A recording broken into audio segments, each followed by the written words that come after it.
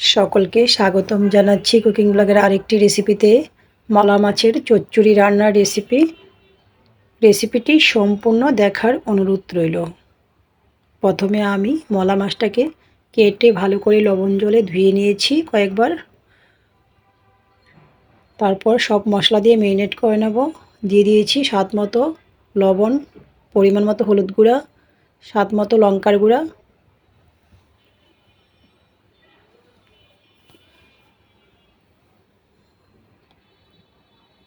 সরিষা বাটা, হলুদ সরিষা, সাথে 2টি লঙ্কা ও কাঁচা লঙ্কা বেটে নিয়েছি। পরিমাণ মতো পেঁয়াজ বাটা দিয়েছি, রসুন বাটা দিয়েছি, কুচি করে রাখা একটা টমেটো দিয়েছি।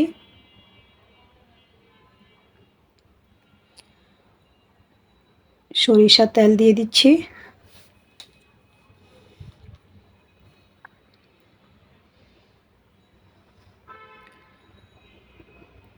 মাছটাকে ম্যারিনেট করে নিচ্ছি।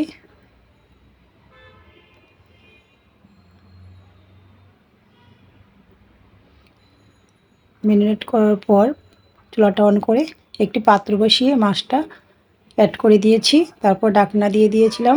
খানিকক্ষণ পর ঢাকনাটা নামিয়ে আবারও প্যানটা নাড়াচাড়া করে নিচ্ছি।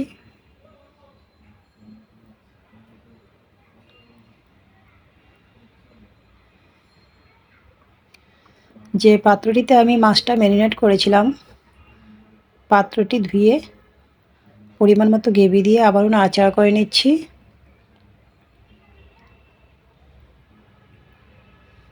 মাছটা খানিকক্ষণ কষানোর পর দিয়েছি গ্রেভিটা, আবারও ঢাকনাটা দিয়ে দিয়েছি।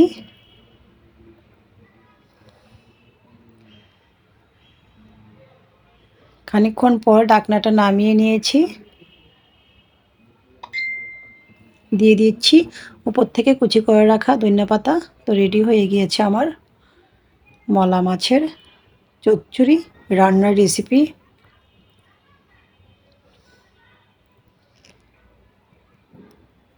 ধনেপাতা দিয়ে পাত্রটা নাড়াচাড়া করে নিচ্ছি।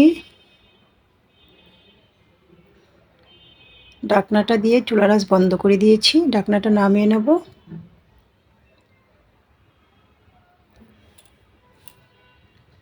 তো রেসিপিটি ভালো লাগলে আমার ফেসবুক পেজটা ফলো, ইউটিউব চ্যানেলটা সাবস্ক্রাইব করে সাথেই থাকুন। সকলকে ধন্যবাদ।